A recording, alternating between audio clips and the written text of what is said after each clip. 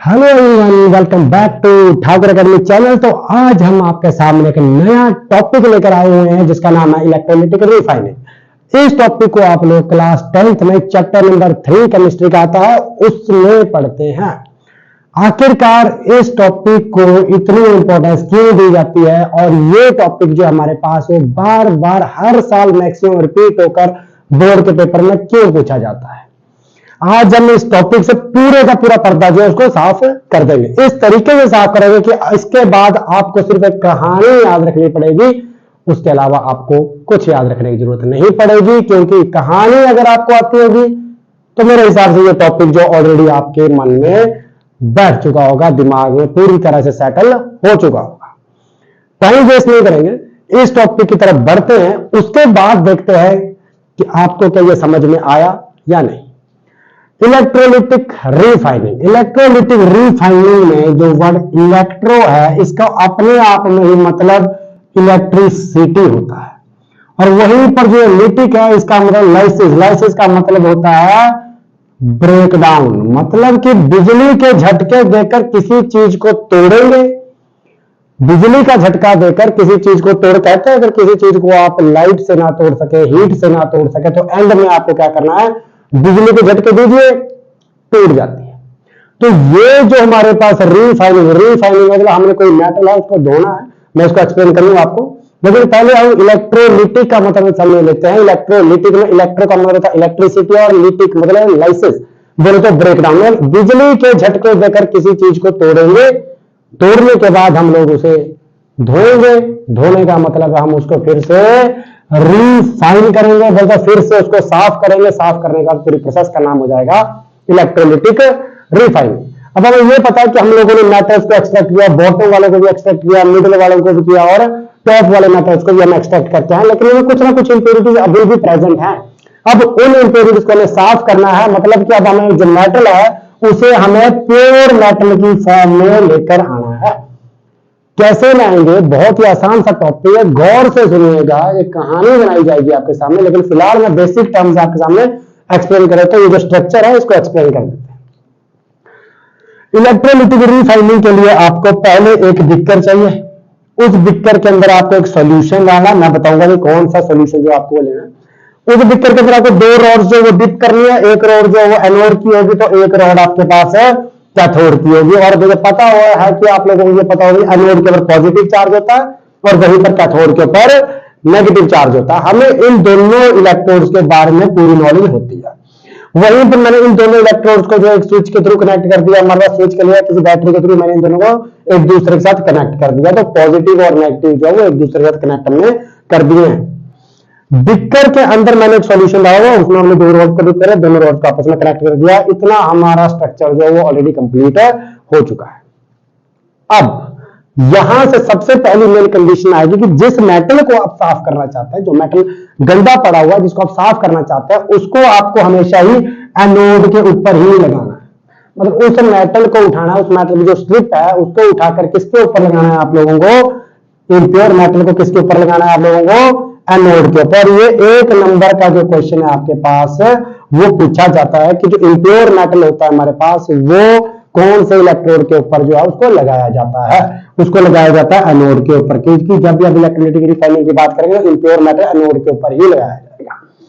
वहीं पर हमारे पास जो प्योर मेटल होगा हमारे पास, तो किस पर डिपॉजिट होने वाला जाकर, कैथोड के ऊपर। इस प्रोसेस को हम सीखेंगे। मैंने कहा है मैं आपको एक कहानी सुनाऊंगा, कहानी के थ्रू आपको सारा खत्म हो जाएगा, मतलब आपको बहुत आसानी से ये चीज समझ में आ जाएगी। एनोड के ऊपर इम्प्योर मेटल, कैथोड के ऊपर में प्योर मेटल मिलने वाला है। लेकिन अब बात यहां पर ये आई कि मेटल कौन सा ले, कोई भी ले सकते हैं, ऐसा तो कुछ नहीं है। मेटल जो आप एक्सट्रैक्ट कर रहे हैं उसको तो कोई भी ले लीजिएगा आप, लेकिन उसको साफ करना है तो एक कंडीशन जो मेन है यहां पर कि जिस मेटल जो इम्प्योर मेटल है आपको उसी मेटल का सारा पोर्शन जो है वो यूज करना है।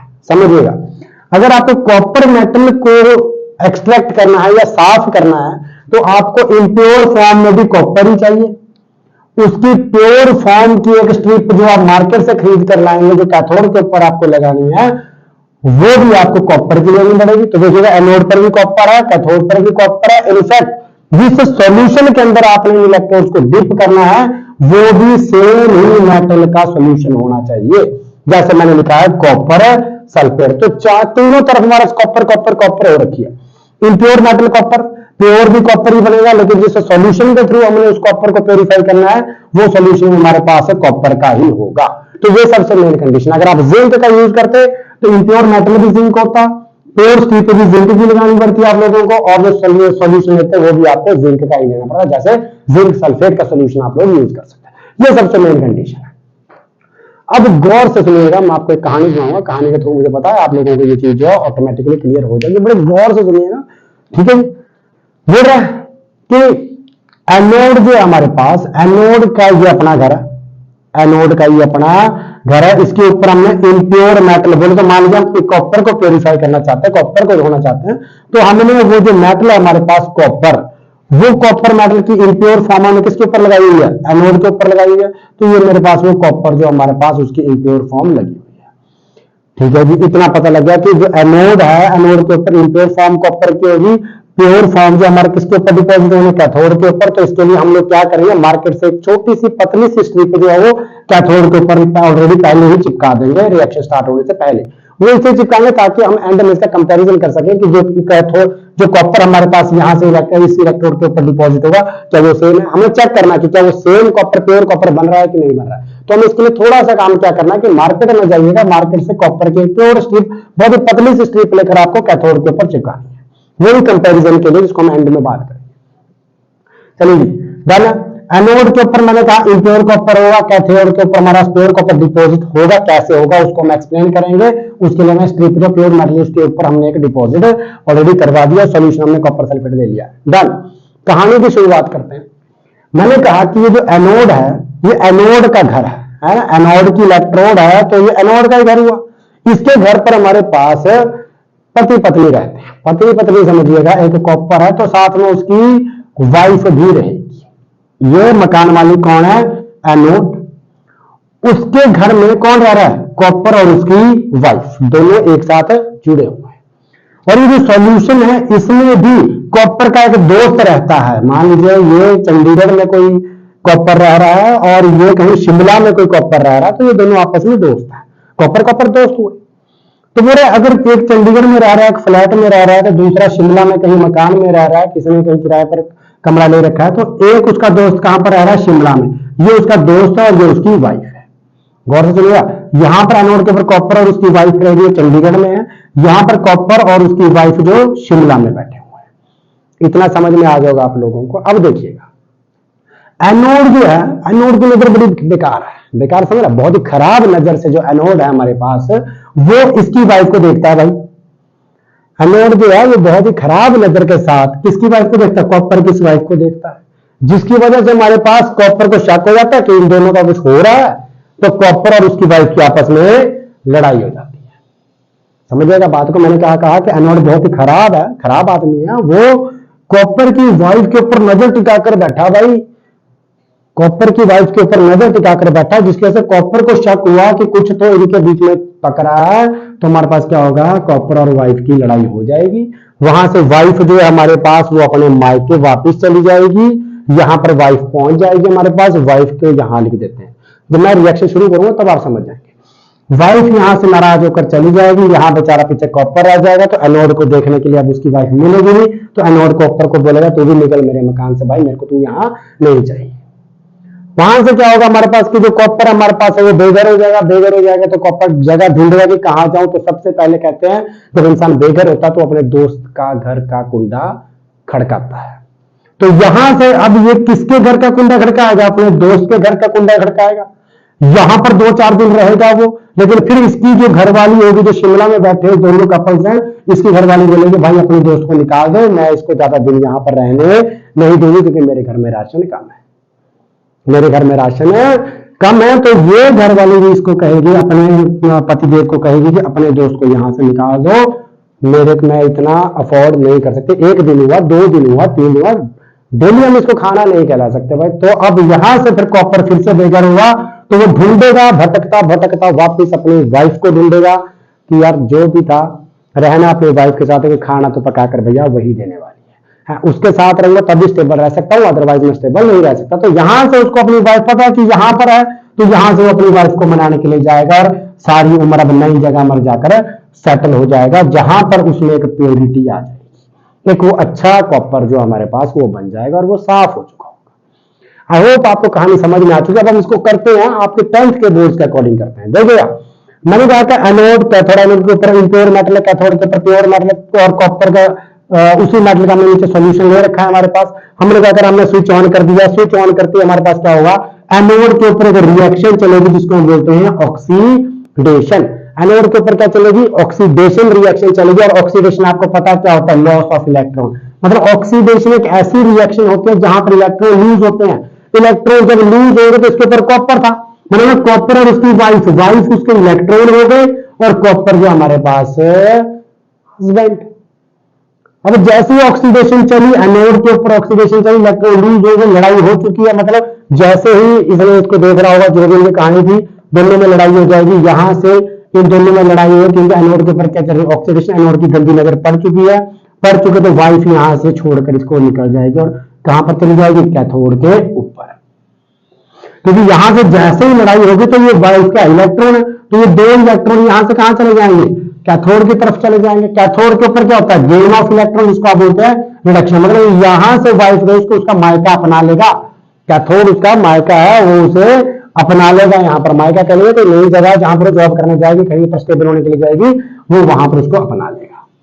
समझ में आ रही है बात। तो यहां से ये दो इलेक्ट्रॉन जा चुके हैं हमारे पास। तो यहां पर कॉपर आपको होता है, जब इलेक्ट्रॉन लूज होते हैं तो मेटल के ऊपर कौन सा चार्ज आ जाता है हमारे पास, पॉजिटिव चार्ज। लेकिन कितने इलेक्ट्रॉन गए, दो गए, तो हमने Cu के ऊपर +2 का चार्ज लिख दिया है ऑलरेडी। और यहां से जो उसकी वाइफ थी वो कहां पहुंच चुकी है, कैथोड के ऊपर। ये उसकी वाइफ यहां पहुंच चुके, लड़ाई हुई, ठीक है। किसी ने उसको अपना लिया, मतलब किसी ने उसको वहां से छोड़कर वो अपने मान लीजिए मायके पहुंच चुके, कैथोड उसका मायका होगा।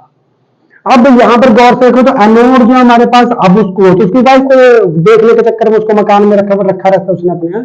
लेकिन अब उसको जो है उसकी वाइफ गई तो वो क्या करेगा कि भाई कॉपर तो यहाँ पर टिकेगा नहीं, क्योंकि एनोड के ऊपर भी पॉजिटिव चार्ज है, तो कॉपर के ऊपर भी पॉजिटिव चार्ज है हमारे पास। तो दोनों एक दूसरे को रिपेल करेंगे, दोनों एक दूसरे को पसंद नहीं करेंगे। कॉपर को ये इसलिए पसंद नहीं है क्योंकि इसकी वजह से मेरी वाइफ गई, या हम दोनों के बीच में लड़ाई हुई। किसको ये इसलिए पसंद नहीं जब इसके साथ इसकी वाइफ है ही नहीं है, तो गड़बड़ा गया भाई काम गड़बड़ा गया। तो हमारे पास अब ये यहां से बोलेगा कॉपर को, भाई निकल, तू मेरा मकान खाली करके निकल यहां से। तो कॉपर जो था ये इम्प्योर कॉपर था। कॉपर देखिएगा कौन सा था, इम्प्योर कॉपर था हमारे पास, मतलब इसमें मिट्टी थी, गंध था।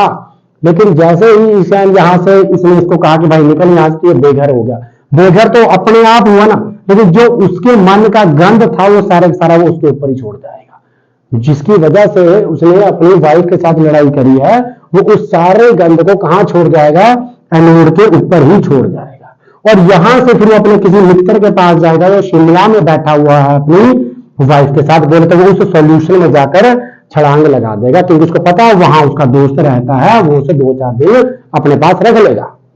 यहां से कॉपर निकलकर इसमें आ जाएगा। कॉपर यहां से छलांग लगा रहा अपने दोस्त के पास आ चुका है। दोस्त, ये दो दोस्त एक साथ हो चुके हैं अब हमारे पास, और ये एक दोस्त की वाइफ है। एक दिन खाना खिलाएगी, 2 दिन खाना खिलाएगी, 3 दिन खाना खिलाएगी, बाद में वाइफ को गुस्सा आएगा तो वो बोलेगी भाई कॉपर को निकाल, मैं इसको इससे ज्यादा अपने घर पर नहीं रख सकते। क्यों? क्योंकि कॉपर की कंसेंट्रेशन बहुत ज्यादा हो जाएगी, वहां पर सल्फेट की कंसेंट्रेशन क्या होगी, आपस में कम होगी हमारा। सल्फेट की कंसेंट्रेशन, क्योंकि आपको पता ओवरऑल सोल्यूशन न्यूट्रल रहना चाहिए हमारे पास, जिसके वजह से हमारे पास कॉपर को वहां से छोड़कर जाना पड़ेगा। ठीक है भाई, कॉपर को जाना पड़ेगा। लेकिन मैंने कहा कॉपर अपना गंध किसके ऊपर छोड़ गया था, एनोड के ऊपर। अब वो एनोड के ऊपर जो गंध है वो उसकी इंप्योरिटीज थी, उसको उसका मकान मालिक ने क्या करना है, उसको उसके साथ कोई अट्रैक्शन नहीं। गंध भी तो था भाई, गंध भी था तो उसके ऊपर चिपका रहेगा। वो चिपका मेला है था, अभी तक चिपका हुआ था क्योंकि उसके ऊपर कॉपर चिपका हुआ था। लेकिन जैसे कॉपर यहां से गया, वो गंध जो उसके अंदर था वो सारे के सारे एनोड के ऊपर होगा। लेकिन एनोड के ऊपर पॉजिटिव चार्ज और आपको इंप्योरिटी गंध, उसके ऊपर कोई चार्ज नहीं होता, कोई चार्ज नहीं होता हमारा, तो पॉजिटिव उसको अपनी तरफ अट्रैक्ट करके नहीं रखेगा। मतलब वो गंध सरक कर कहां गिर जाएगा, नीचे। ये एनोड से वो सरकता हुआ कहां गिर जाएगा, नीचे। मतलब उस मेटल में जो वो गंध फंसा हुआ था, जिसको आपने धोना था, जिससे उस मेटल को साफ करना था, वो एनोड से होता हुआ कहां गिर जाएगा, नीचे। और इस गंध को आप नाम देते हैं एनोड मड। मड का मतलब होता है मिट्टी, क्योंकि किससे निकली है, एनोड रॉड, एनोड के इलेक्ट्रोड में से निकली है, इसलिए हमने इसको नाम दिया एनोड मड। यहां से वो गंदगी मेटल की साफ हो चुकी है, लेकिन मेटल यहां से अब किसमें जा चुका है, सोल्यूशन में। लेकिन सोल्यूशन में मेटल की कंसेंट्रेशन कम है हमारे पास एज कम्पेयर, सॉरी ज्यादा है एज कम्पेयर टू दिस। इसकी वजह से वाइफ क्या कहेगी कि भैया हमें दोनों को अपने आप में स्टेबल रहना है, जो तेरा दोस्त है उसको निकाल। तो यहां से ये दोस्त कहेगा कि भाई तू चला जाए यार, तेरी वजह से हमारी प्राइवेसी जो है वो खराब हो रही है। तो यहां से इस दोस्त को अब भटकता भूलता वापिस किसके पास जाएगा, अपनी वाइफ को ढूंढता हुआ जाएगा, क्योंकि उसको पता है कि स्टेबल कब होगा, जब उसके पास उसकी अपनी वाइफ होगी, क्योंकि वो उसे खाना देगी, रहने के लिए जगह मिलेगी, कुछ ना कुछ तो अच्छा ही होगा। तो यहां से वो भटकता भूलता हुआ ढूंढता ढूंढता ढूंढता ढूंढता अपनी वाइफ तक पहुंच गया। यहां जाकर उसने अपनी वाइफ से माफी मांगी, पति ने वाइफ से माफी मांगी और दोनों आपस में जुड़ गए, जिसको आप बोलते हैं रिडक्शन। कॉपर ने क्या गेन कर दिया, इलेक्ट्रॉन गेन कर दिया, रिडक्शन बोलते हैं। यहां पर अब आपको कॉपर मिलेगा, मतलब अब जो कॉपर से पहले यहां पर गलती होगी वो मन का सारा गंद अपने निकालकर बिल्कुल साफ होकर किस पर पहुंच चुका, अपनी पत्नी के साथ एक नया रिश्ता बनाकर बैठ चुका है, जिसे आप बोलते हैं प्योर मेटल कॉपर। ऐसे आप किसको प्योरीफाई कर पाए हैं, कॉपर को प्योरीफाई कर पाए। तो इस प्रोसेस को आप बोलते हो इलेक्ट्रोलाइटिक रिफाइनिंग। मेरे हिसाब से तो बहुत ही ज्यादा आसान रिएक्शन थी, मैंने आपके सामने कहानी रख दी है और मुझे लग रहा है कि शायद इस कहानी के थ्रू आप लोगों को ये रिएक्शन जो हमारे पास या ये जो इलेक्ट्रोलाइटिक रिफाइनिंग है हमारे पास, इसको समझना बहुत ज्यादा आसान हो जाएगा। आप बार बार रिपीट करके देखिएगा, मुझे लगता है जो आप बुक में पढ़ेंगे उससे शायद आपके मन में ये समझ में नहीं आता कि बार क्या हो रहा है, कैसे सोल्यूशन है, सोल्यूशन कहां जाता है, क्या हो, तो कुछ नहीं पता लगता है। लेकिन जैसे ही आपके माइंड में ये कहानी आएगी, शायद आप लोग इसको अपने आप सॉल्व कर पाएंगे। आज आपके सामने इलेक्ट्रोलाइटिक रिफाइनिंग को हम लोगों ने रखा, बहुत ही सिंपल वे में मैंने इस चीज को आपके सामने रख दिया हमारे पास। तो फिर अब ये बात यहां से ये शुरू होती है कि अब आपके बोर्ड्स की प्रिपरेशन आपको थोड़ी सी बढ़ानी पड़ेगी, क्योंकि लेवल जो है वो इससे बहुत ऊपर आने वाला है इस बार, क्योंकि साइंस का जो पेपर के पैटर्न है, पेपर का जो पैटर्न है वो काफी ज्यादा बदला हुआ है। आप गौर से चेक कीजिएगा, अपने सिलेबस को चेक कीजिएगा, उसके बाद उसको वेरीफाई कीजिएगा। काफी इस बार लेवल जो साइंस का अप आने वाला है, तो अपने आप को इन स्टोरीज के साथ पहले तैयार करें, इन कंसेप्ट को क्लियर करके अपने साथ रखिएगा, ताकि आपके बोर्ड में अच्छा स्कोर आप लोग कर सकें। So thank you so much. बाकी इसके बाद हम नए टॉपिक के साथ आपको अगली वीडियो में मिलेंगे। Thank you.